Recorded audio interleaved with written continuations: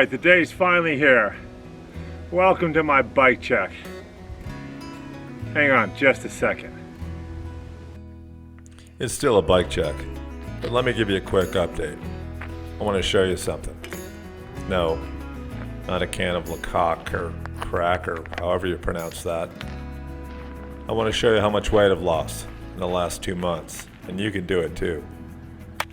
25 pounds. Maybe check out my video after this one. You can do this. Alright, we're back. Don't forget, subscribe, comment. I want to hear what you have to say. This is a great bike.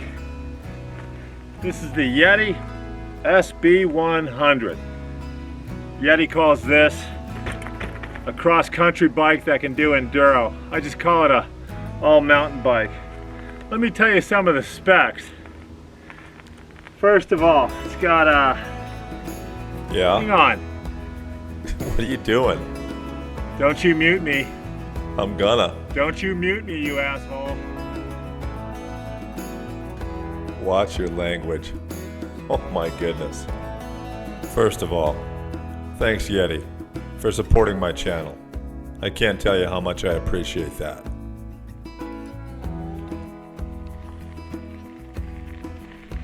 Click, click, click. You're a child.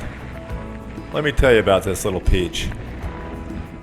You know what the #1 question I get on this channel, boys and girls? No, it's not why I have more than 3 subscribers. People ask me constantly, what kind of bike should I get? And I always answer the same way. Where are you going to ride it? Where are you going to ride that bike the most? Is it a trail system? I live close to a trail system. What about enduro? Is that what you want to ride? That's how you pick a bike. You pick a bike based on the trails next to you. I've seen people out here, full squish, 27.5, ready to send it. Shred. And really, no disrespect to my trails, but there's not a lot of send it out here. This is cross country. However, Yeti markets the SB100 as a trail bike, cross-country bike. But if you go to their website, which is in the description, they build this little peach, this SB100, is not only a bike that can climb, but can descend as well. I'm not sure I'd take this bike to Whistler. I'm not even sure they'll let me back into Canada. It was a mix-up at Tim Hortons, and a burro, and some candle wax, but that's a different story. For right now, my first impressions on this bike, it's really, really fast. It feels super light under my feet, almost too light.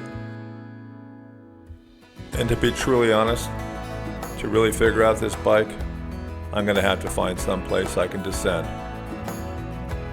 I need to get this thing on some chunk, some loam, some long downhill. But so far, I'm digging it. I'm loving this bike. Hey, thanks for coming by. I appreciate it a lot. Don't forget, subscribe, comment. I'll answer you, promise. Have a great day, and don't forget, just shut up and ride.